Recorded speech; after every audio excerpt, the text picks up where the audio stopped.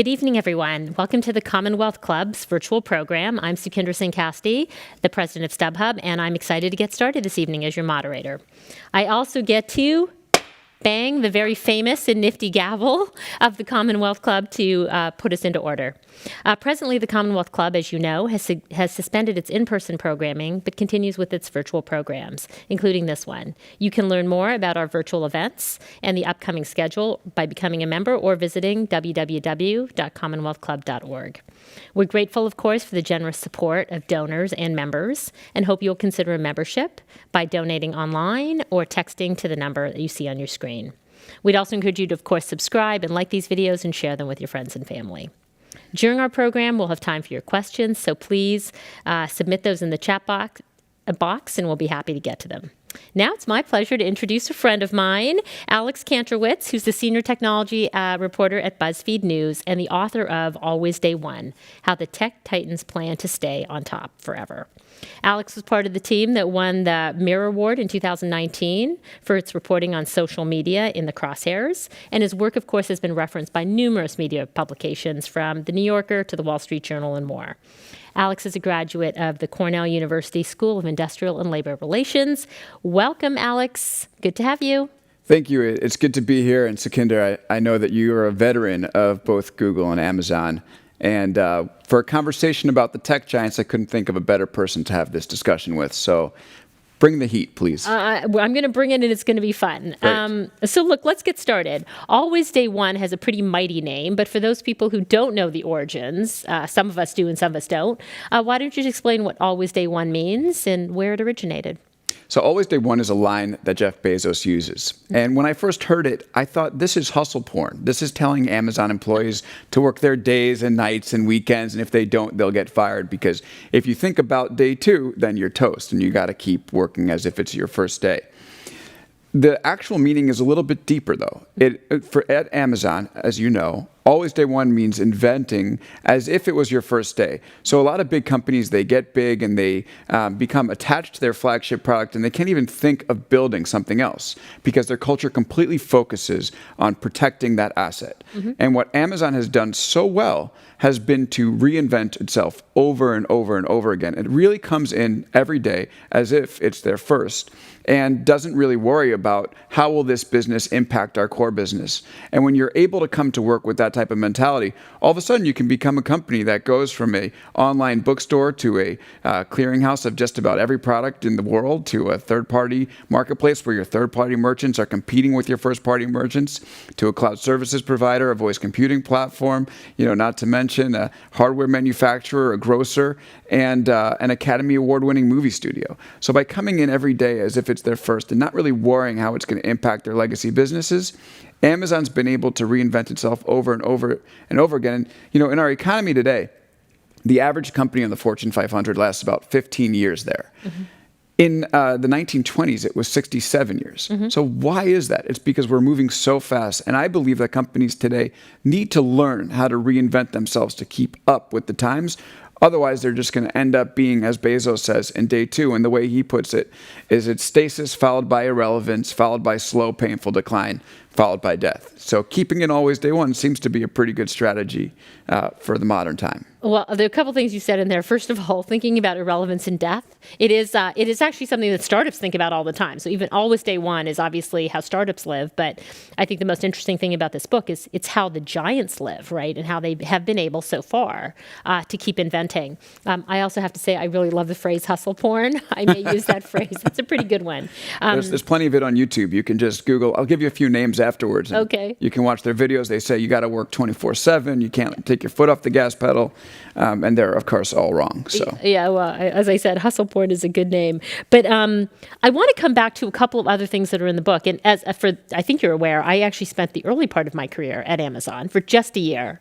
And in fact, just to come back to this point about Always Day One, what you say is true. I was part of an acquisition that Jeff Bezos bought, the company Junglee, that was the 0.0 attempt at Amazon Marketplace in 1998. And it's staggering if you think even back then that he had a vision for Marketplace when he hadn't even begun to build out retail categories on Amazon. And when I say we were like really welcomed by Jeff But lots of other Amazonians were like, what are you all doing here? Like, we're supposed to build a gardening category. We're supposed to build a toys category. How could it be that you're going to launch a marketplace before we've even had a chance to do retail well yet? It's certainly a testament to how Jeff was thinking 22 years ago about marketplace. I mean, that's just remarkable to me.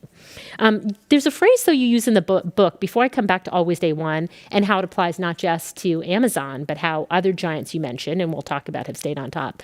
But there's another phrase you coined, which is the engineer's mindset. You know, we're all used in the Valley and beyond, now having sort of become enamored of the term, the growth mindset. The growth mindset. But you've coined a new phrase, which is really engineer's mindset, and identified that Amazon and the other big giants in the book, Google, Facebook, effectively Apple, and Microsoft, all effectively, most of them, not all, have adopted this engineer's mindset. So can you talk about what that is, and is it really just applicable, can it be applicable to non-engineers? Right. So I would say the engineer's mindset is not something that's only the domain of engineers. It's something that everybody can use, whether you're an engineer or a salesperson. But if you're a salesperson, you're going to have to start thinking a little bit differently. So here's a story. You know, I used to be in sales. That's where I started my career before I went into journalism. And the way to get an idea to a decision maker, if you're in sales, is to tell your boss. And then your boss tells their boss. And their boss tells their boss. And you play this terrible game of telephone all the way up to the line. And if somebody says no, well, sorry, your idea is not going to be brought to life. In an engineering organization, what happens, if you have an idea, you just go right to the decision maker and say, hey, you know, this is something we should build. Let's get on it. And there are different ways that engineers apply this in their organizations. And so for me, when I talk about the engineer's mindset, it's because the CEOs of Amazon, Facebook, Google, and Microsoft, and we'll talk about Apple later, but at least those four have built pathways inside their organizations for people to bring their ideas to decision makers and then bring those ideas to life. You know, I just mentioned that in this world, we have a average time span on the Fortune 500, 15 years, as opposed to 67 in the 1920s, right? 100 years ago, you'd last your whole lifetime on the Fortune one idea, 500. effectively on Exactly. one idea, right? Today, Perfected. you need to be able to reinvent over and over and over again. And there's a problem, especially here in Silicon Valley, where the people that lead companies believe they need to be the visionary. They need to be the one that has all the ideas, and they need to be the one the company lives and dies on. And I think what the leaders of these tech giants do very well, what's enabled them to keep on top, is they know they need to reinvent. And they know that in order to reinvent, they need to harness the ingenuity of their employees. And to do that, they employ this engineer's mindset. Again, you don't need to be an engineer to do it, but you need to be able to think like an engineer to make sure that your organization isn't playing this harmful game of telephone, but finding and building the systems to bring your employees' ideas to reality so you'll be able to reinvent and keep up with the times. Yeah, and look, I think you make a couple of good points that I want to come back to. First of all, I've spent the majority of my career in sales, so certainly, you know, the idea of sell a big vision is something that sort of I learned my entire career. Number two, I think most of the Valley, particularly when you think about startups, does live this founder's mindset. If the founder's the visionary, the capital will come, you know, and that founder sort of is the oracle who sees around the corner. And I think one of the things the book really makes clear is that the giants have actually broken that mold in ways people don't realize. They presume all the best ideas come from Larry or from Sergey or from Jeff. And so, you know, one of the things you told me when we were briefing or prepping for this was that on average you interviewed something like 25 or 30 employees per company. And so if that's not really how these companies still tick, how would you identify the role that the CEO founder plays today in these companies? And when are they hands on the wheel, as you would call it in the book, and when are they hands off the wheel?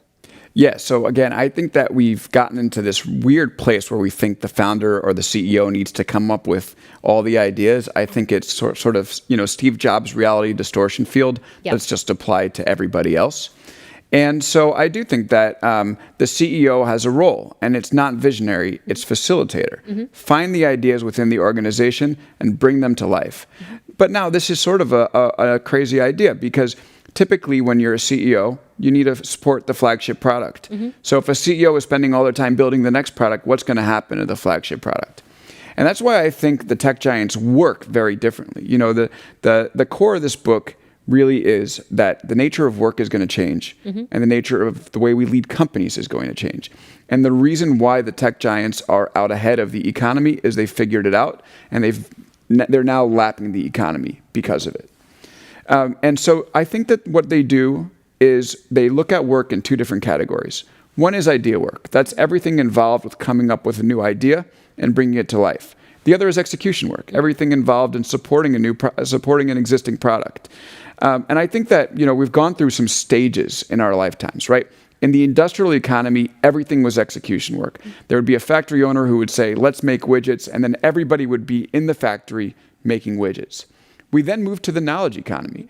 In the knowledge economy, we said all of a sudden, employees' ideas matter. But what do? We still had them all working on execution work. I mean, if you think about an employee's day-to-day, it's almost all spent on supporting existing products, not building new ones. And in fact, in most companies, there's a very specific people at the top of companies whose ideas are actually matter and are taken seriously. What I think the tech giants have done is they've used automation and artificial intelligence collaboration technology to minimize execution work inside their companies to make room for idea work. So a CEO can actually spend their time focusing on facilitating new ideas because the technology and leaders help put existing businesses on autopilot. Now you ask, when does a CEO end up getting involved in the existing business? Yep. The answer is when the shit hits the fan. Right now, in the middle of the COVID situation, it's not a time for a CEO to be thinking about building the next idea entirely because everybody's existing businesses is one that deserves care and appreciation, and you need to guide the company to be able to adjust for the times. But in normal times, CEO puts the existing business on autopilot using this technology and good lieutenants, and they can focus on facilitating the next ideas. Well, it's one of the things that you did in the book is you juxtapose, of course, these large giants, right? Again, and Microsoft, Google, Amazon, Facebook, and Apple. And we're going to talk about the ways in which they're similar and the ways in which they're different. So maybe start by identifying in what ways do you think that they are similar? I would love to, if you were to pull out from your interviews the collective wisdom on like what are the 3 or 4 things that they uniquely do that are things you can emulate if you're a startup CEO, if you're running a non-tech business. Where'd you find the common threads? So they're not too precious about their existing businesses. That's number one. So there's this constant willingness to reinvent, even if it's going to cost them. Can I challenge that for a moment, though? Yeah. Is it possible they're not too precious about their existing business because their existing business models are like 1 in a million business models, at least in the case of Facebook or Google, that they have a luxury to do that? Is that possible? It's possible, but I have to say that there's a ticking timer on it. And I'll give you an example. Okay. Microsoft, which is one of my favorite chapters in the book. We initially didn't even have Microsoft in the proposal, but it was so interesting that we said, okay, we got to include this in the book because I think it's the ultimate case study of what I'm trying to say. So Microsoft was precious about its existing business, Windows, that was Windows, the desktop operating system. In fact, there were people inside Microsoft that said, we have an asset, and our asset is the desktop operating system, and we are kicking everybody else's butt when it comes to this. And our job running this company is to make sure we get the most out of that asset possible. That worked really well for a while. In fact, Microsoft was incredibly profitable under Steve Ballmer. The problem is it missed the future. While mobile was coming to be, Microsoft was still focused on this desktop operating system. So the iPhone comes out, Ballmer laughs at it. Why? Because not because he didn't think mobile was going to happen, he was so focused on protecting that core asset, he couldn't get his act together for the future state. By the time Microsoft realized it had become a joke, I think that the mobile opportunity had passed them by. But there was still opportunity, that looking ahead, it was just not going to be mobile anymore. Right. For them, what it was going to be was cloud. And cloud, to me, is such an interesting example when it comes to Microsoft. And I'm going to try to tell it in the least geeky way possible. Okay. Because when people talk about cloud, they can start, getting down this Geeking rabbit out. hole. Yeah. If you don't work in cloud, all of a sudden you're just not into it. But all right, let me tell it for a broader audience. So cloud is supporting programs that exist on the web browser versus the ones you install on your computer. So if you're a desktop operating system, you hate the cloud because if someone can use programs on on a browser, they can access them on any machine, whether it's a Windows machine or an Apple machine or a Chromebook. When you support the cloud, all of a sudden you say, actually, the desktop operating system doesn't really matter. It's the browser, which is where all the computing is going to happen. And the way Microsoft was able to become relevant again was to reinvent itself and say, we're not going to be precious about this very important asset, Windows. We're going to enable the very thing that's going to blow Windows up in cloud. And so Satya Nadella, who Yes. took over after Ballmer, put his foot on the gas pedal when it came to cloud. And he grew Azure from almost nothing, which is Microsoft's cloud service offering, to a very powerful challenger to Amazon Web Services. And that's brought Microsoft back to relevance. So I do think that, you can rely on your existing business for a while and it's going to feel good and you'll make money. But that is temporary. And as the case of Microsoft plays out, it's just obvious that their ability to reinvent and cast aside what brought them to the game is what's going to bring them to the next point of their existence. Look, so Satya is, of course, a great example because he took sort of one of the macro tailwinds of tech and rode it all the way to the, to the CEO seat at Microsoft, right? Incredibly well, to your point. I want to come to the ways in which these companies are different, because when you read the book, and again, I haven't been at all 5, but I've been at 2 of the companies profiled in the book, Google for 5 years and Amazon for a shorter time earlier in my career.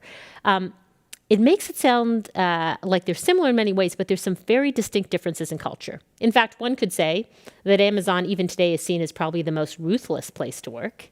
As, if you looked at the old New York Times article that suggested, that employees were miserable, whether true or not. And it appears that Microsoft and Google and Facebook are kinder, gentler versions of their former selves. So true, not true, and how would you juxtapose the cultures of these companies? Because some seem to have an edge and some potentially maybe have less edge than you think. Is that true? Yeah. So I think the New York Times article that you're referencing says that Amazon employees would regularly cry at their desk. Right. I think, unfortunately, in America, we have employees crying at their desks at every company. And if, I'm a reporter, I kind of know how this goes. Yeah. If you call around, you can get employees saying they cry at their desk no matter where they are. That's true. In my 20s, I cried at my desk at multiple companies. Yeah, trust me. When I get beat on a story or my editor says, "Where is this? You're off deadline." Yeah. Oh yeah, the tears are flowing right out. Yeah. So someone can write the story about BuzzFeed. I agree. We all can cry at our desks. So I do think that's really manager specific, but I do think there are also really true distinct differences between the company. I mean, Amazon, as Charles Duhigg put it in his New Yorker article about Jeff Bezos, is a process company. They are so process driven. And they bring in MBAs and they interview them behaviorally. So they have these 14 leadership principles. And if you fit the leadership principles, then you're an Amazonian. And if you don't, go find another company. Right. Facebook is the cult of Zuckerberg. You're there to learn from Mark and to have access to him. And that can be great for some people. He is very smart. No one will ever take that away from him. He really knows what's going on, in especially the social media world. And he's really he's plugged in on other forms of computing as well. So when you go to Facebook, you're there to learn from Mark, and you have more access to him than anybody does to the CEOs at the other companies. Sundar is the great, I would call him the great integrator. He's able to connect employees from all different parts of the Google organization together. So when you're at Google, you get this really great cross-functional understanding of what's happening inside the company.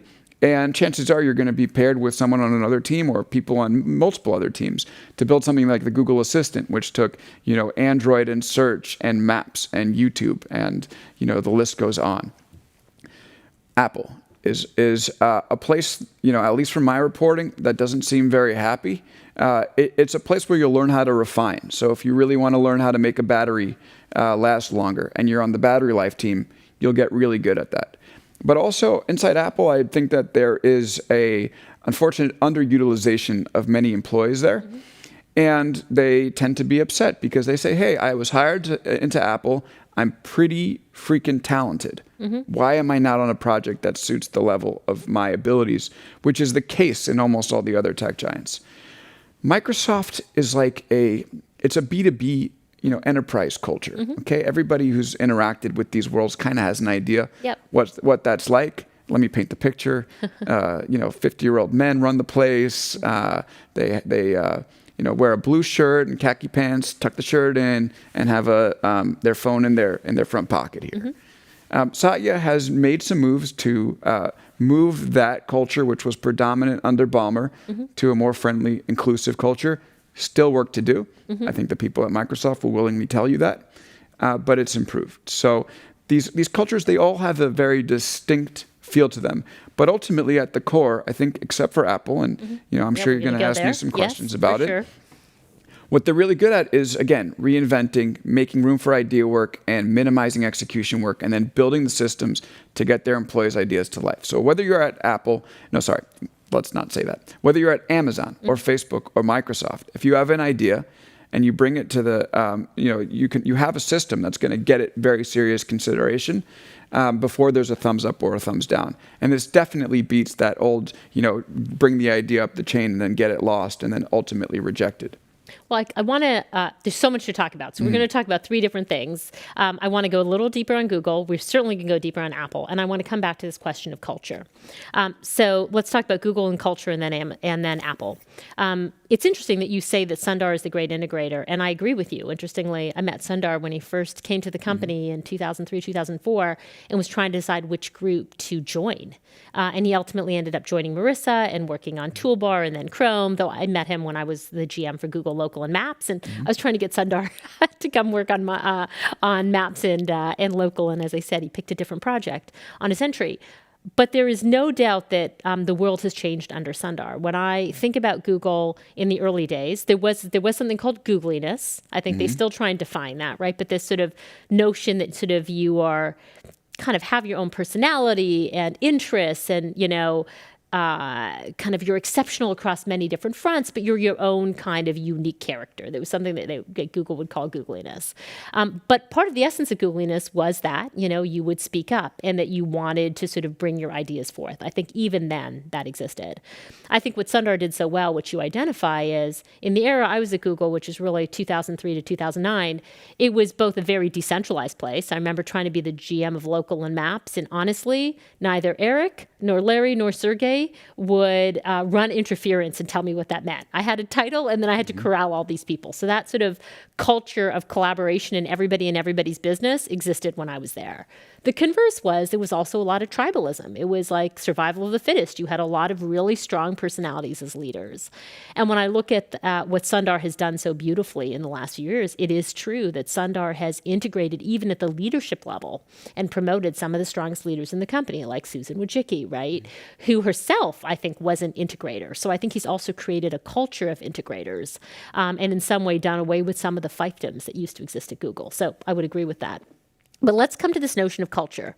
So Googliness or Amazonian. I don't know if Microsoft has a word for what you are, if you're quintessentially belong at Microsoft, or Facebook has a word. But do you believe in this idea that there are cultures where you either fit or you should leave, and that all of the tech giants have sort of the same ringer, if you will? Like, how do you think about this idea of culture?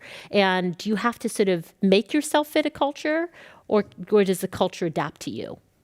So look, I think that culture matters. But my perspective on what makes a healthy culture is very different from the way that we typically think about culture. So people about these tech giants, what do they think about when they think about the culture? They think about the water slides at Google, or the micro kitchens, the food, the people wearing the hats with the spinning wheels on the top. Yep. And I just think that that's not really what culture is about.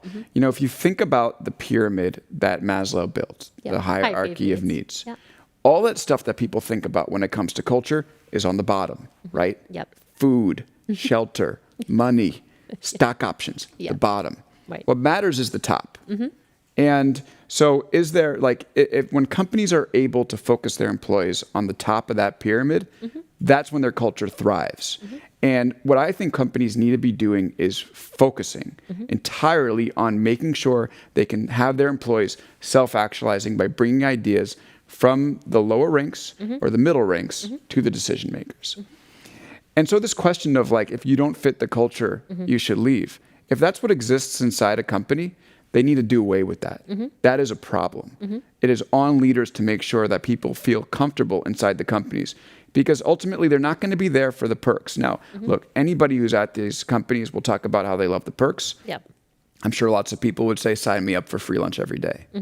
But that's really not what's going to make people happy, nor is it what's going to make these companies successful. So I think that companies need to focus, again, on the top of the pyramid. Yeah, are your ideas valued? Is your work valued? Are you able to bring your ideas to the fore, right? Exactly. As opposed to sort of get your more basic needs met. That's right. And I believe that that's what Googliness should be about. And that's what being an Amazonian should be about. That's what being a Facebooker should be about. That's what being an employee in any company should be about. Yeah. When I come to work, are there going to be people? They're going to take my ideas seriously. And when they're good, turn them into reality. when a company is able to get good at this, it's going to thrive because they really don't have a lot of runway otherwise. And if conversely, if they're not good at this and they focus on the bottom of that pyramid, focusing on, are we giving people enough snacks? Did we do the happy hour? You're just going to have your eye on the totally wrong target. And that's when companies start to get into trouble. They think it's about the snacks when it really should be about giving employees time to invent. Well, I think it's giving employees time to invent in a culture that is inclusive of their ideas, right? So what you just defined, by the way, is the top of the pyramid on inclusivity, not just inventiveness. Oh, right? absolutely. That people feel that their ideas are heard and valued, right? And that they're free to bring them forth, right? To your point, there is the Maslow hierarchy of needs definition of inclusiveness as well, right? Which is like, you can do the token stuff. What people really want to know is when they're in a room, are their ideas valued and heard? Absolutely. And do they feel free to bring them forth? Yeah, can I build on that for a second? So Sure. I think that, you can have this, we value your ideas in your corporate communications materials. Yep. You can say, please give your ideas in the folder that you give to employees in orientation. Yep. But the only way people are actually going to advance their ideas is when they get permission to do it. I totally So at Amazon, their leadership principles, there's 14 of them. People follow them more closely than their own religion. They teach them to their kids. When an Amazonian marries another Amazonian, they start evaluating their marriage based off of the leadership principles. I guess the kids would be customers, or we have customer obsession, anyway. No, it's true. And I mean, interestingly, this is one of the things I would observe. Yeah. Of all the distinctive cultures, I think all Right. the giants still have strong cultures. Amazon seems to have still the most distinctive culture, even among the giants, from what I've seen. It's super distinct. And so why has Amazon been able to reinvent itself over and over again? It's not but because they have Think Big in their manual, or Invent and Simplify, which is, again, this is them giving permission on paper for employees to invent. It's because they take these leadership principles and they live them. And, when you have an idea inside Amazon, you don't go through telephone. Right. You actually are told, write it down, no matter what the rank you are. And that process of writing an idea down gets your unvarnished, comprehensive idea from where you are down on the totem pole to a decision maker.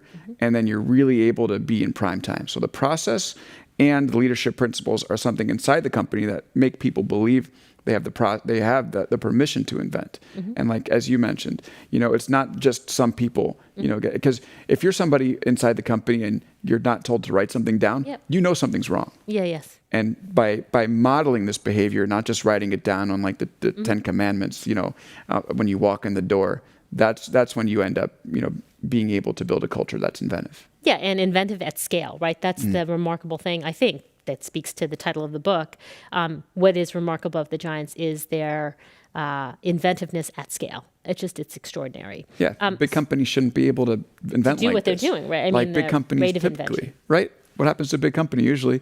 They just get Cases. slow and ossified, and then they fall apart. It's just the cycle of life. Right. But And to be clear, we see it even more than ever with public companies, activism, short-termism. I mean, that problem is not going away, and there's a gigantic juxtaposition of, I would say, the tech giants versus the rest of the sort of large corporate ecosystem. So now let's talk about Apple. Okay. Because the book is very fascinating and actually balanced. And we're going to talk about the ills of the tech giants, because we can't really have this conversation without talking about what goes wrong. But before that, your feelings are very markedly different about Apple based on your interviews there. And you call Apple a refinement culture, not an engineering driven culture, right? Or a refinement mindset. So if you had to diagnose Apple and what's coming next, what would you say? So I don't think Apple is going to be capable of reinventing itself over to the next evolution of technology if it keeps its culture the way it is. I know that's a controversial statement, but I don't think the company has the processes in place that will give their employees the ability to work on something big together that's not the iPhone. So I call it a refinement culture. And this is, again, based on reporting. It's not just me taking pot shots. It's actually speaking to the people who are inside the company. And what happens is Apple has its employees work on refining the iPhone, because we spoke about Windows, the asset inside Microsoft, inside Apple, that they eventually moved beyond. Inside Apple, the asset is the iPhone. And its employees are put in silos and told to make the specific part of the iPhone that they work on better.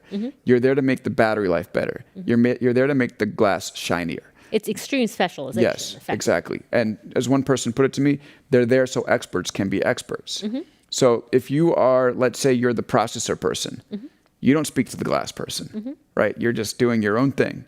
And I actually spoke to someone who worked on the HomePod, which is Apple's answer to Answer, to an assistant, Echo, voice assistant. to the Echo, and to the Google Home.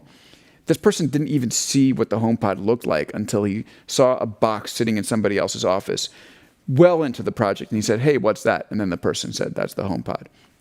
And I think there's a problem with not allowing these divisions to integrate with themselves. It's worked wonderfully for the iPhone, but eventually we're going to move to another evolution of technology, just like Microsoft thought we would be living in a Windows world forever, and we really weren't. I think that if Apple thinks we're just going to be living in an iPhone world forever, it's mistaken. And the best example I can give is Siri, right?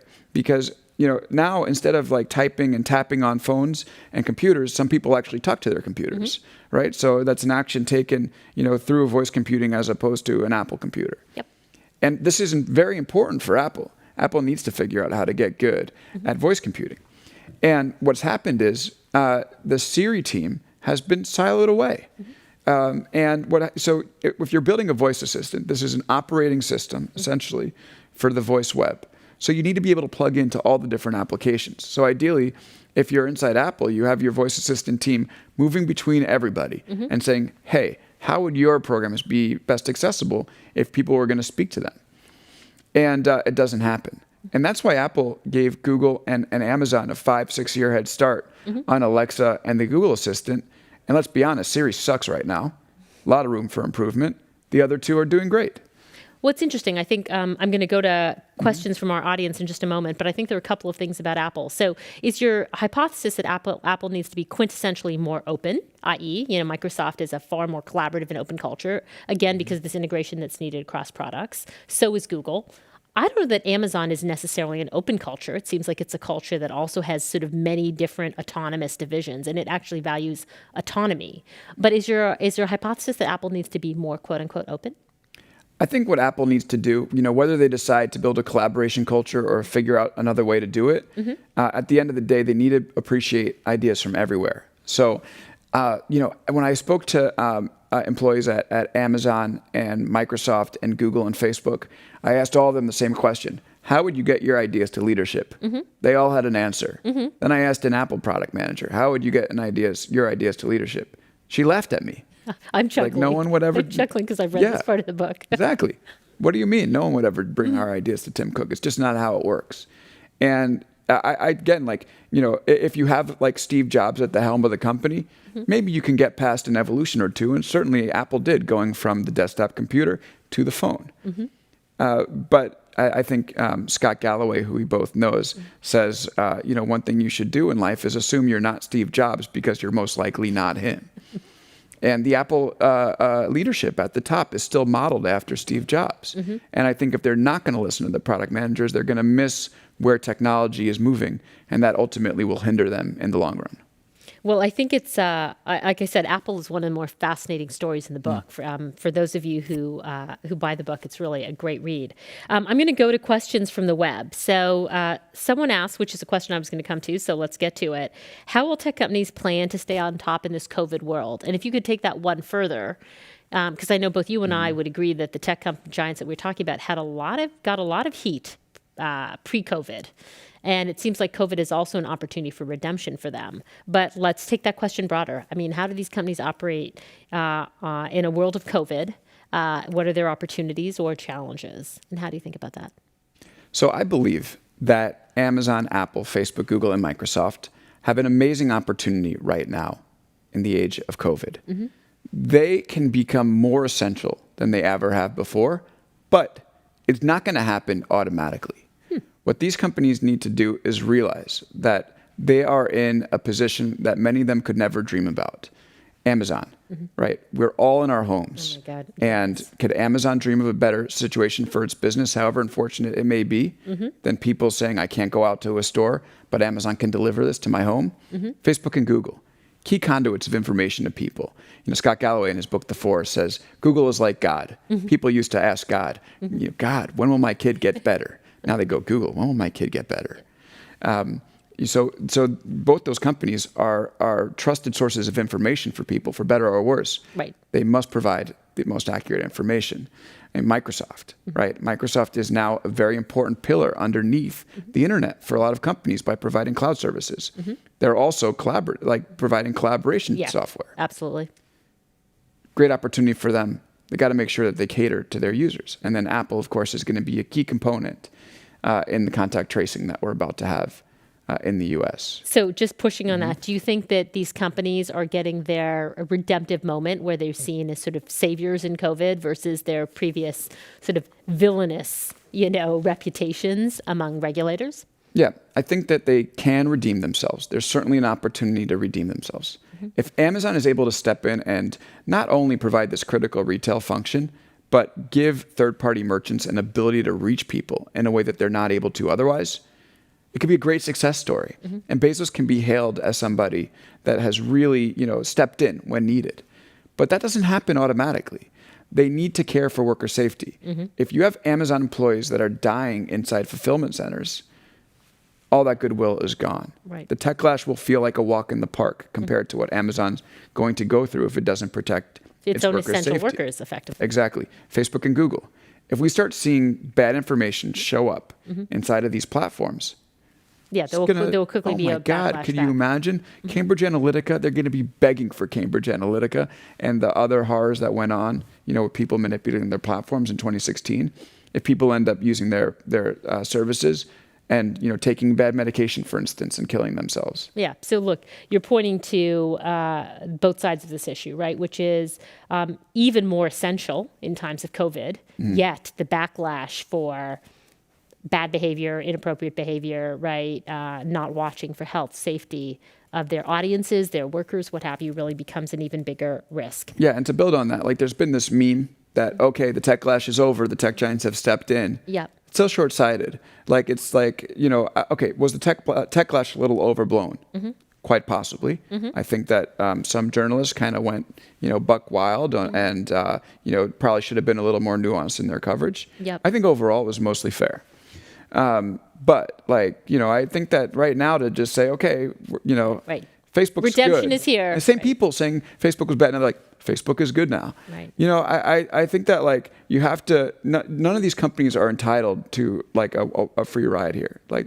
They provide essential services? Yes. Are they a net positive? Probably so. But they need to be able to do this responsibly. And the reporters that are working on these stories, can't say all of a sudden everything's fine and dandy. I think there's a responsibility to continue to scrutinize. Well, you picked up the word responsibility, and I want to ask you one more question, and then I'm going to go back to audience questions. Do you think the tech companies are able to self-regulate and set their own responsible limits on their own power, or how much they want to give philanthropically, or what have you? I mean, do you believe they can self-regulate? In our current system, no. And I'll tell you why. I think the FTC is chronically underfunded. And so why would companies self-regulate? It's because they're afraid that they might get regulated otherwise. So what they'll do is they'll model the good behavior that the government was going to force them into anyway. Without a strong FTC, there's no threat. Without a strong Justice Department, there's no threat. And right now they're operating with no threat. Therefore, they will continue to do what they want to do. A lot of noise, but you're saying no ultimate threat. No, what I'd like to see is, we had this whole debate go on, and we might see more of it, where candidates are being asked, should you break up the tech giants, or, how should you regulate them? I didn't see one candidate say, if I'm elected, what I'm going to do is fund our regulatory agencies to let them do our work. And to me, that should be what the stance is. That's it. All right, so let's go to some other audience questions. Somebody wants to go back to Facebook. Thoughts on Facebook? Is it still very hierarchical under Mark and Cheryl? I don't think it's hierarchical. Yeah, you actually would, right. Yeah. You would say that's actually not the truth of what it's like. It's super flat. So I took a feedback training inside Facebook. Yep.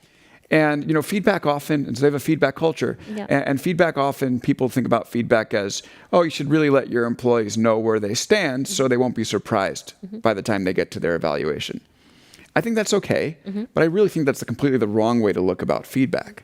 I think what a feedback culture should do is make people feel comfortable sharing ideas with people no matter their rank, no matter their division. And it should also make people feel comfortable receiving ideas from anywhere. So look, the feedback trainings, they're grueling. They're super uncomfortable. I wanted to melt in my seat during these simulations that they had us do. And so they're tough. But what they do is they teach people inside Facebook to take ideas from anywhere and then bring them to reality. And I have multiple stories in the book where, Zuckerberg initially was dead set on one direction. An employee came to him and said, "You're doing it wrong." And he said, "Oh, okay." And then eventually, decided to go with it. And it's actually kind of fun because I spoke with those employees and then I met with Zuckerberg and was able to bring their idea, how did this conversation go? And he gave me some color in the book. So I don't think Facebook Is a hierarchical place. What I do think, and I think some stories recently have pointed this out, is that Facebook is a Mark Zuckerberg place.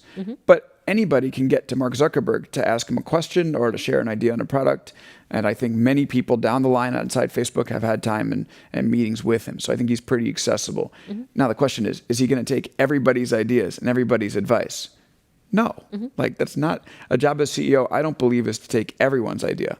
It's to sort through the ideas and then settle on the ones that work the best. And find a way to accelerate them. Exactly. That's right. Elevate them, accelerate them. I often say the CEO's job is to be author and publisher, meaning there are times as a CEO you author, right? You have a purview and a perspective that may give you ideas as well. And oftentimes you really need to be publisher, which is really finding the best ideas and figuring out how to get them elevated and out the door, right? Exactly. So I think it's both. All right, so let's come to another question. Most of the companies you've talked about are based out in Silicon Valley. Can you describe the cultural differences between those located here and elsewhere? So is this all just the secret, sauce of Silicon Valley somehow? Or are there examples we can find from places outside of the Valley to really point to in a positive way? Yeah, I don't think this is Silicon Valley exclusive, and I will point out that 2 companies are in Seattle, and I think the 2 strongest companies are in Seattle, which is Amazon and Microsoft. So, like, if you told me bet on Silicon Valley, like Facebook, Google, Apple, or you told me bet on Seattle, I might go Seattle. I think those companies are pretty strong. And I spent a bunch of time in Seattle for the book, and I'm pretty impressed with the tech ecosystem there. Just as long as you're not betting on the Seahawks. That's right. The Bay Area for, well, I'm not even going to talk sports. about my football affiliation. Oh, that's because true. You can't. You're from I'm New a York. long-suffering Jets fan, and I was going to say, yes. But it's taught me to build some character. But okay, here's some examples of companies that are not in Silicon Valley that have started to think like them. Yes, exactly. I think that's what people are looking for. Yeah, some it's inspiration. COVID related. Yeah. So I think because this has really caused a lot of companies to think, well, I can't be precious about my flagship business. I have to reinvent. Yep. So my favorite example is a company called Flying Elephant in Ireland. Okay. They were a stage builder and props builder for events. They very quickly realized that there weren't going to be any events going on for the foreseeable future, and their business was toast if they continued to rely on it. So somebody came into the office and asked them to build a desk. And they're like, yeah, sure, we'll give it a shot. Because that person was working from home and they didn't like the fact that they were like sitting on the couch and their back was hurting. And they're like, oh, we did a pretty good job with the desk. So they became a desk builder for people in Ireland that were working from home. In a month, they built 2,000 desks, saved the business. Now they're working on sanitizer stations where they're put in open places, and whatever big organizations will put the sanitizer in. And now they're going to fulfill a role there. So they're able to survive because they've had this willingness to, 1, reinvent, 2, take ideas from anywhere. Another great example is a company called Framebridge, which is based in DC. It's a custom framing company. Okay. And they had a big retail expansion planned for this year. Obviously, that's canceled. But they looked at their supplies and they said, well, we have acrylic and we have acrylic cutters. And there's a massive shortage in face shields right now for essential workers. We're not going to be anywhere near the volume that we need. What if we figured out how to make face shields? It's amazing. And again, it was one employee that read an article and brought it to the CEO. And so away they went. They built a prototype, and they just had an order for 30,000 from the state of Kentucky. And they're selling them at cost, but that includes labor costs. So they're able to keep their employees working. And when things go back to normal, they'll just be able to kick right back up. So I think companies anywhere can reinvent, can look elsewhere for ideas. It just so happens that the tech giants are doing this better than anyone, earlier than anyone. But I don't think they were going to tell anyone. Right. But I thought I'd give it a shot. Well, we're glad you did. So someone else has a similar question, which is, besides culture, which is important, of course, what are the other key ingredients that companies are leveraging to stay nimble? What about org design? So what are the other levers that you would point to besides culture to really create this? What might you do that's more systemic? Yeah, well, I use culture as a way to think about org design. design as well. Yeah. And again, there's like this misnomer that culture is M&Ms in the entryway, and I really do think it's about how you design organizations, which I go into detail in the book, and then work get your employees to work with each other. The one thing we haven't really talked about too much. That they do that's important is they use technology Yes. in all different ways Yep. to find ways to take their execution work down. Can I tell one quick story? Yes, of course. Amazon had a big, and you might be familiar with this because these were the people that you were competing against when you were building Marketplace. They had a big organization of people called vendor managers. And the vendor manager is somebody inside Amazon. You can imagine, right? If you want to buy detergent from Amazon, it's got to get to a fulfillment center somehow at a certain price at a certain time. And so Amazon had vendor managers on the phone with suppliers saying, hey, we need this many units of detergent and this many fulfillment centers at this time for this price, and this is how we'll promote them on the site. And at a time, vendor manager was one of the most prestigious jobs inside Amazon because it was pretty cool. You were spending your time, working with people, exerting a pretty good amount of power and pressure on them, to get their goods into Amazon fulfillment centers. Essentially, you were hot shit inside Amazon if you were a vendor manager. Then all of a sudden, Amazon looked at its data and said, oh, we have 20 plus years of retail data, and we can actually predict what people do in each zip code, Replenishment better than they effectively. do. Yes. Exactly. Why do you need a buyer? So when you want to buy something from Amazon, there's a good chance that the item that you want is already in the fulfillment center waiting to ship to you before you hit buy, because Amazon knows that this It's all the demand is data. coming. Yeah, of course. And they said, well, why do we have all these vendor managers in the company if we can just automate this using machine learning? So they did. And now when you typically hear this story, you think, well, they fired all the vendor managers. But that's not what happened. What happened was, if you look on LinkedIn, you can see a lot of Amazon vendor managers have gone on into the organization to become product managers and program managers, essentially professional inventors that work to shepherd new products from the beginning to life. And here's one quick story to just tap it off, because I love this one.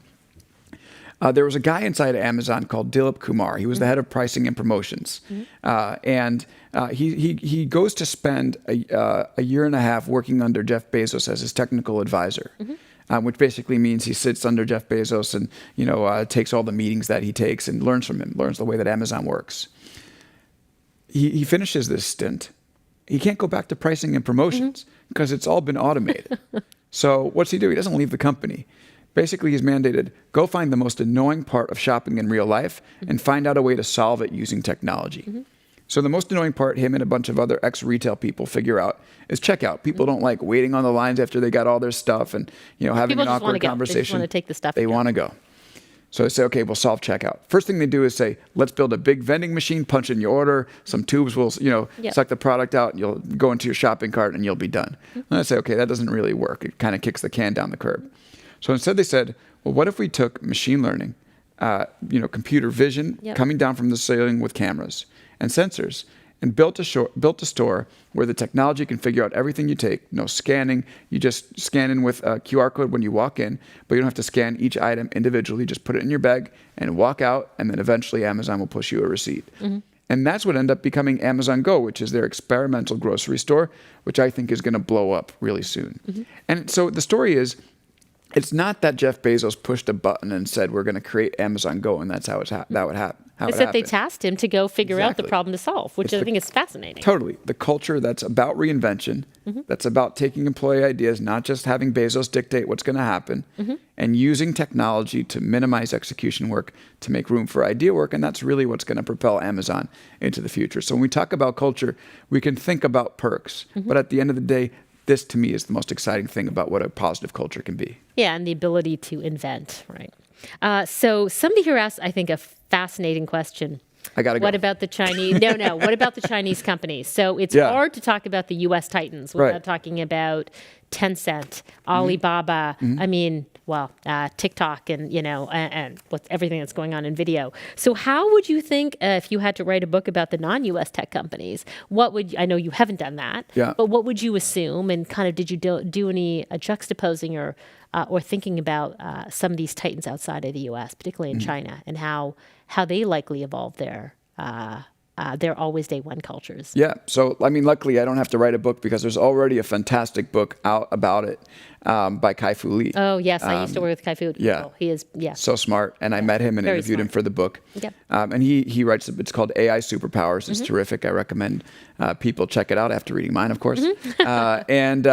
I mean, I think for Chinese companies, what's central? Artificial intelligence. It's big, okay? So we talk a little bit about, I mean, in my book, I talk about how AI is central to these companies. It's central to the Chinese companies. I think we can say, with pretty high degree of certainty, AI is important. And, it can be a buzzword for some companies. Like there was an iced tea company that said, we're going to call ourselves like the Long Island Blockchain Iced Tea Company, Right. and its stock went up. Yeah. And a lot of companies have done the same With for AI, of course, yes. But just because companies are trying to brand themselves as AI companies without being AI companies doesn't mean that this isn't real. It's real inside the US and it's real inside China, and I think people should pay attention to it. The other thing Kai-Fu talks about is how they very frequently will copy and iterate and do it real fast. Yep. So again, this goes to the idea of if you think the advantages that you have are safe, you're wrong, because there's going to be a brazen company that's going to go out and copy and iterate over Right. and over And do again. what you do better, right? Exactly. By the way, I think that Yeah. part of the point you make in the book is there is no shame in copying, right? Yeah. I mean, if you look at Instagram stories versus Snapchat, one would say there's invention can include copying and doing something better. Yeah, Kai-Fu, I asked Kai-Fu about it. So I was like, because Facebook had copied Story. Yep. And I was like, well, what do you think about Mark Zuckerberg and the fact that he copies all the time? And he goes, look, like, how does anyone who plays music start? They copy Mozart. Right. And they copy Beethoven. Yeah, and it's they how start- you learn the they start- act and the art. Yeah, Exactly. I mean, interesting. I think copying and then learning the essence of something, Yeah. and then figuring out how to take it one then further. improve. I mean, let's be clear: Google search, we all know where that came from Yeah, or how that exactly. started. So, and Google AdWords as another matter of fact. So there's a question here about how do you know which company has the high? Do you know which company of the ones you mentioned in the book has the highest employee satisfaction rating by virtue of its own employees? Or if not, do you have a guess? I don't know the answer to that. Let's eliminate a couple. I don't believe it's Apple, just given the fact that there are very few happy people there. Yep. Microsoft, again, is a changing culture. And then Google, I think people have been a little dissatisfied.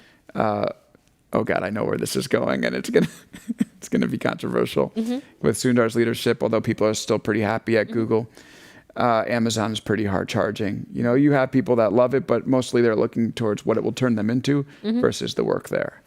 So the answer of the company that I think has the most satisfied employees, Yep. believe it or not, Facebook. Yeah, it's interesting. I'd love to see that data too, right?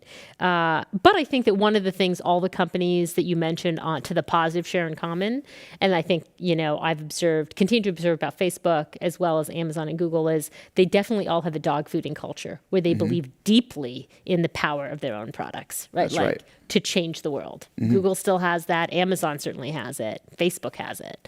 If you talk to employees in any of those companies, they still deeply believe. And again, dog food the services themselves, Yeah. right, within the company that they believe will change the world. Yeah, And they're so I using think that's it. I some mean- essence. Yeah, as a Facebook reporter, I'm always trying to say, if I see a Facebook employee, to say, hey, let me take a look at that yellow Facebook app, because they all have this version of the Yes, Facebook yes. app. It's not blue, But it's internal. yellow. Yep. It's internal. It has Yep. everything that's about to come. Yeah. And so far, it's been tough to be able to take a look into one of those. Nobody's But showing you? if anybody out there wants to come hang out and show me the yellow app, you can find me. I love it. All right. So somebody else is asking, do you think Google has too much power over private data? This question, quintessential question of user data. And as you know, this is the thing that Apple has rested its laurel upon. We are not all of them because we don't sell your user data. But this question is asking specifically about Google. Do you think it should be broken up? This user wants to know. Well, I think they, without a doubt, have too much power over user data. I mean, the same with Facebook. Same with Apple, even though Apple's a bit more responsible in using it. And we should know why Apple is making this case, because Facebook is a major Apple threat, because Apple has this lock-in with iMessage. And if people start using other messaging apps, people might not need iPhones. Who's built the best messaging apps outside of Apple? Facebook, with WhatsApp and Messenger and Instagram. So Microsoft also has a ton of user data. I don't know which one I'm forgetting. Google. Google, Microsoft, Amazon. Amazon has yes. more user data than any Anybody, of these then, companies. yeah, they know what we Amazon- buy. Yeah, Amazon has. So yes, ridiculous I think amounts of that data. they have way too much power. In terms of the breakup question, I mean, I write in the book that it should be considered. Again, like it's sort of like a wins over replacement model, right? How much better is the outcome from what we have today? Yep. I think it can be done in a way that's better. For instance, if you're a publisher, you basically have Facebook and Google, they control your life. Let's say they broke up these companies into, let's say, Facebook, Instagram, Google, YouTube. And, now you would say, do you want access to my news? Okay, now you have to pay. Right now, you can't make that case because you're literally at the beck and call or the mercy of these companies. But if the suppliers had a little bit more agency, a little bit more choice, then they would be able to get a better deal for themselves. Yeah, I mean, look, I think the challenge for content publishers is it's a 2-horse race. It's Facebook and Google between them control 60 to 70% of the ad budgets in the country, which is remarkable. And if you're like a third-party supplier, you're even more at the mercy of Amazon because where else are you going to sell products on the internet? And let's be clear, Amazon has never made the commitment that it won't use that data to fund its own private label businesses and other businesses as well. It did tell Congress that it wasn't going to use the data, and then a Wall Street Journal story recently said that it did. It was, yes. So, I don't know. Big shock. Yeah. But they're going to have some answering to do about what they told the U.S. Congress. Yeah, and I think generally marketplace merchants would say it's such a conundrum to work with Amazon because at any point in time you feel like they're watching all your SKU turns and seeing what's selling best. Yeah. While, by the way, you were paying subsidized right. rates to be in their warehouse, and if you're, it's an. Now I get to ask a question to you. Sure. So how nefarious do you think it is inside Amazon in terms of competing with their own suppliers on the marketplace? Well, first of all, I'll come back to this point which you made in the book, which I agree with. Having lived in some of these cultures, Amazon and Google specifically, though, as I said, admittedly, Google for a much longer time than Amazon, and having obviously many colleagues who went to Facebook, less or so Microsoft, but I feel like I do know people at all these companies. What I believe generally to be true, and my general counsel at StubHub was had come to us from Amazon most recently and boomeranged back, as it's called. Yeah. One of the things I would say is, I don't believe that any of these places people wake up wanting to be nefarious, if that makes sense. I think what I believe is that the offshoot or the consequence of a culture where you can invent anything is like, why wouldn't I invent it? If there's a better way to do something, why wouldn't I do it? Without necessarily thinking about the downstream repercussions or the responsibility you have to do that responsibly. Does that make sense? Yeah, that does. So do I think Amazonians wake up nefariously thinking about like Dr. Evil? I don't actually. But I do believe that one of the things that comes as an offshoot of this culture of extreme invention is that if you can do something and it's smarter or better or more automated, why wouldn't you? It's almost the temptation to the opposite. Like, why would you constrain yourself? Is there a way that changes? Sorry, look, you got into a conversation with a reporter now. Is there a way that changes? Yeah. To your point, I'm not sure. One would have said that pre-COVID, to your point, there was a significant backlash. Now, whether that backlash had any regulatory teeth is its own question. I don't know. Is it possible for people to self-police to an extreme degree? I genuinely don't know the answer. Yeah. I do think there'll be attempts, but are they serious attempts if there's no enforcement? Not really. Know. Yeah, this is why I think we have to have a well-funded regulatory body. Look, it's a question in and unto itself. But as I said, I think it really comes from this place we talked about, which is sort of this culture of extreme invention, right? I think if you talk to people at Facebook, I think they genuinely wake up believing like, most of what we do is for the good. We are connecting people around the world. To your point, I think Facebook employees are probably pretty happy because they believe deeply in that mission. And in fact, the platform does all that, but it also does a lot of other things. That's right. And so I think it's this question of responsibility is the fundamental question. And then to your point, is there any enforcement that helps you see what you don't see for yourself? Right. With any teeth? Yeah. And I think that is the open question. Yeah, and inside Facebook, I talk about this in the book, but there might be some change brewing. They are this like very tightly knit culture, right? Where things, where feedback really matters. And the problem is that they've been listening to techno-optimists all this time and started believing their own hype. And I think they realized they had a problem there. And there's a section in the book called New Inputs that talks about people with adversarial mindsets, you know, ex-journalists and Paranoid and academics. secret and right. villainous, like thinking Yeah. about those actors. Yeah, so they've brought in like all these people with different backgrounds, not folks that you typically find here in San Francisco, but, you know, journalists and ex-spies even, that they've now plugged into their feedback culture. And so I think that Facebook employees are starting to have their eyes open that not everything is going to be for the good. How much have they taken that message to heart? I don't know, but it's certainly improvement from what existed beforehand. Well, one of the things you've identified in the book and otherwise is Zuckerberg is a learner, an extreme learner, if ever there is one. I mean, I Yeah, think and a it is. survivalist. Yeah, survivalist, learner, feedback loop kind of, I don't know, pro. I mean, he really does, I think, just have an incredible ability to keep learning. How that plays out in terms of Facebook's products is a different question, but I think there's no Yeah. doubt that Mark Zuckerberg is exceptionally thoughtful about continuing to sort of build these feedback loops for himself. All right, so we're going to end on a couple of fun questions. So Okay, you start great. on this journey to write the book. First of all, what compelled it? Was it in the era? You know, books take a long time to get out, right?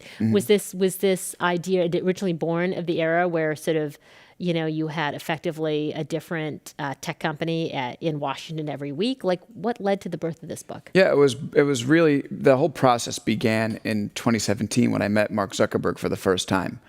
And the typical CEO briefing for a reporter is you sit there and the CEO lectures you for about 25 minutes and then 5 minutes at the end, you know, if you haven't made any grimaces because the PR person is looking at your face, they say, hey, do you want to ask a question? Right? With Zuckerberg, it was totally opposite. I came in there with my bureau chief, Matt Honan, and he initially said, I want your feedback on what we're doing. He seemed to care more about what we thought than about selling us the product itself. Now, I didn't know if this was like a weird sales tactic or something, so I started asking people inside Facebook's orbit, what's the deal with the feedback thing? Right. And they told me, yeah, this is standard in the culture. There's posters around the headquarters that say feedback is a gift. There's the training that I attended that go 1 or 2 days, and new employees are strongly encouraged to attend and do in great numbers, and major meetings end with requests for it. And this is very different from the conception I have of what a top CEO does. You know, again, coming in with the Steve Jobs model, I thought the CEO just gets up on the table with the microphone and says, all right, everybody, we're doing this. Now go execute my idea. But it turns out it's very different inside Facebook. I also had this background in industrial and labor relations. It's what I studied in college. And so we took like classes on human resources, organizational behavior, you know, what power inside organization means, how people use it. And so I had learned about the different evolutions of the workplace since the industrial economy. And I just looked at what was happening in Facebook and then started asking similar questions of Google and Microsoft and Amazon and said, you know what? We might be making our way into a new form of work. And to me, this requires going in depth and investigating it and writing a book about it. And in the end, I do come to the conclusion that, yeah, we're living in a completely different workplace than we ever have before. The tech giants have realized it. That's why they're lapping the economy. Everybody else, not yet. And I think that it was important for me as a reporter to get this information out there because we have two jobs. You know, afflict the powerful, right? Do all the accountability reporting in the world to make sure that companies aren't getting away with the bullshit that they would like to get away with. Yep. And then empower the afflicted. Give the people that are competing with the powerful the tools to be able to do it effectively. So I do think that by co-opting some of the good elements of the tech giants culture, the rest of the companies in the economy will be able to get better and bigger, and all of a sudden we'll have a more competitive, more even economy and a better society as a result. Well, I will say the other phrase I like from you, I might adopt it myself, is techno-optimist. I think I may be a techno-optimist, which probably is not a surprise for a Silicon Valley CEO. All right, one last question. Any big surprises? What was the biggest surprise in this sort of journey you've been on to write the book? I mean, the biggest surprise was honestly how advanced the automation is. I mean, the AI application is it's just unbelievable, and I think companies. it's accelerating so fast, and people don't appreciate it. I mean, we've had some other news to pay attention to recently, but companies are really putting this stuff into production in a way that they weren't before.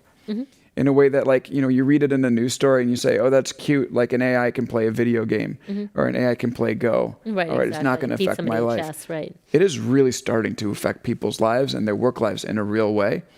And I knew it was going on in the tech giants, but I'm starting to see it happen, in many other companies elsewhere. I went to this automation conference that people can read about in the introduction, and I looked around at the type of companies that were there. Automotive, insurance, finance. I mean, it was amazing. Retail. Everybody's starting to use this stuff. And I think it's going to profoundly change the way we work. And controversially, I think it's going to be for the better. I don't think we're going to end up losing, a tremendous amount of jobs. We're going to end up just changing the way we work. And okay, it's on our government and our education system to prepare people for this world. But ultimately, I think it's going to be a lot more rewarding and fulfilling for the people in it. Yeah, well, and certainly from the book, you give plenty of examples of where people go on not to lose their jobs, but to find a second or third, effectively, vocation, right? And in most cases within those same companies. Well, listen, I think with that, we've come to the end of our time. Super fun to do this. This was great. Yeah, thank you for doing it with us. Thank you. A huge thank you to you, again, Alex Kantrowitz, who was the author of Always Day One: How the Tech Giants Intend to Stay on Top Forever. And we encourage you to pick up your copy at a local independent bookstore. We also want to express our appreciation to everyone who's joining us online. And once again, I'm Sukhinder Singh Cassidy, and it's been so fun to host this virtual version of the Commonwealth Club. Thank you.